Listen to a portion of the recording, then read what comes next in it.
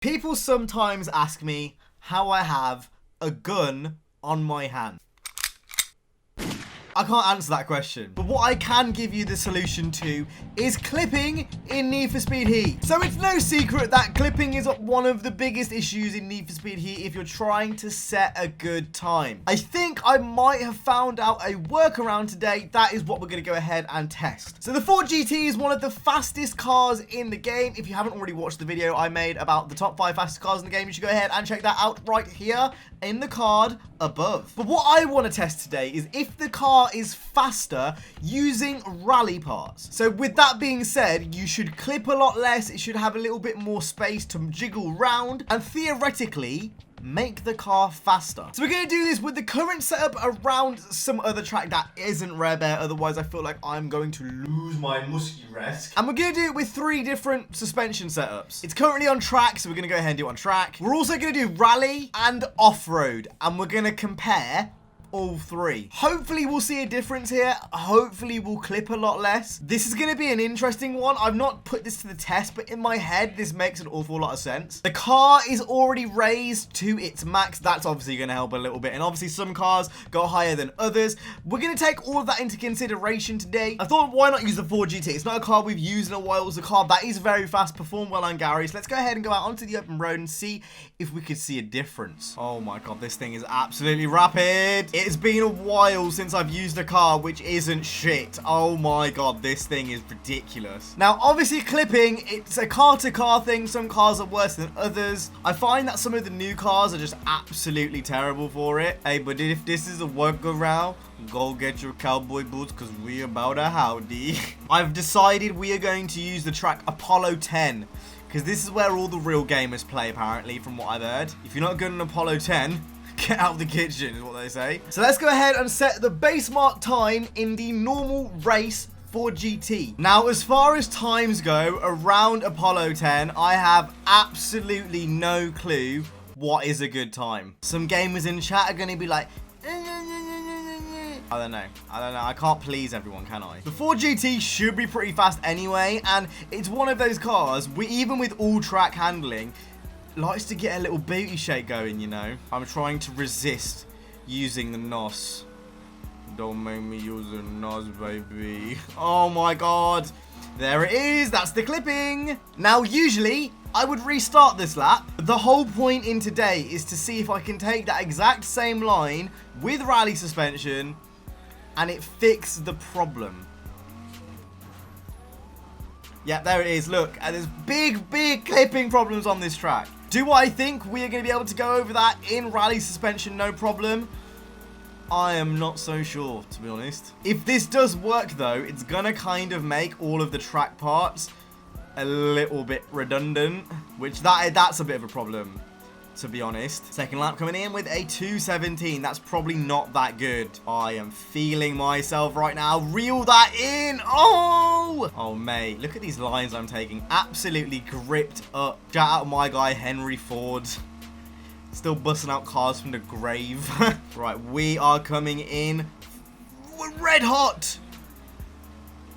With a time of a 3:21.79. Is that impressive? I have absolutely no clue, my friend. Right then, so next up, we're going to go ahead and apply the rally suspension. We should have a little bit more room to go over some of those bumps that we were struggling to mess around with earlier. So let's go ahead and do that again.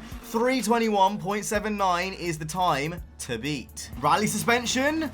Let's go. Now, this is only testing the suspension. I should say that as well. You can obviously have a diff, which is going to make a big difference as well. Immediately, the car definitely handles a hell of a lot different. You know what? The car actually feels more planted to the ground. Genuinely. Doesn't feel anywhere near like as on rails. We're going to see if we can take this little blip here. That was planted. Tell me that was not planted. Oh, musky rest. I think we might be onto something here. Absolutely no testing before this video. Oh my god, I've actually fixed the clipping issues. Now keep in mind, this hasn't even got like the rally diff in or anything across those lines. It's just The sus. Revelations have been found on the StraightUpHippo channel. We are the first people in the world.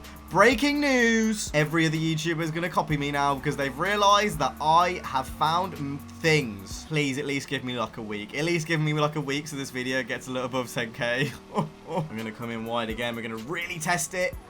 Nothing. Nothing. It just goes over like it's normally supposed to. I think we're on something here. I genuinely think we're onto something here. Even sometimes when you're just driving over normal surfaces, the car will sometimes, it will start like scraping across the ground. There's been absolutely none of that in this run. I was definitely expecting it to have an impact, but this is a lot more than I thought it was going to be. 3:21 is the time to beat. Not only did we beat that time, we've absolutely smashed it with a 3:18.02. What? That is a 3.7 second difference. This, I'm going to say 4 seconds. I'm just going to round it up, say 4 seconds. That is nuts. Right, let's go ahead and try the last one and see if that makes any difference to the time as well. So the last one we're going to try is Pro Off-Road. Track got 3:21. Riley got 3:18. Where is this one gonna land? I'm assuming it should land somewhere in the middle of the two. I'm actually getting vibes that this like off-road suspension is a little bit smoother than the rally suspension. Can't believe what I'm saying here. This just furthermore makes the build process even more complicated. Because if a car clips really bad, you're actually gonna be better off with off-road suspension. I just want to say, big FYI here. None of this is done on purpose by Ghost. I just want to let everyone know who's watching this video, this is not on purpose by Ghost. They've not thought, like, oh, the game's going to clip, so let's make the off-road parts a little bit better. This is just complete coincidence that this is the case. Like, performance ratings and performance parts shouldn't have depth in places where the game is broken. That shouldn't, like, track parts shouldn't clip. FYI, like, period. So if you're watching this in the future and it does get patched, like, sorry, I obviously don't know that because I'm in the past. Now, it's very possible that I could just be driving this slower or something across those lines. Like, that's completely possible. It could be possible that I'm just not hitting the right clipping lines, like when I'm trying to test what I'm trying to test. But just going off feeling alone, I think the rally parts are probably the ones to choose, you know. The time to beat is a 3:18.02. That was set by the rally suspension. I don't think it's quite gonna get a 3:18, but it's definitely gonna be the 3:21. Oh, so this is what the table looks like after we've done all of the races. Rally suspension and rally parts and off-road parts are definitely faster than on-road parts. A little bit of a revelation here. So go test this out for yourself, see what it's like on your own builds.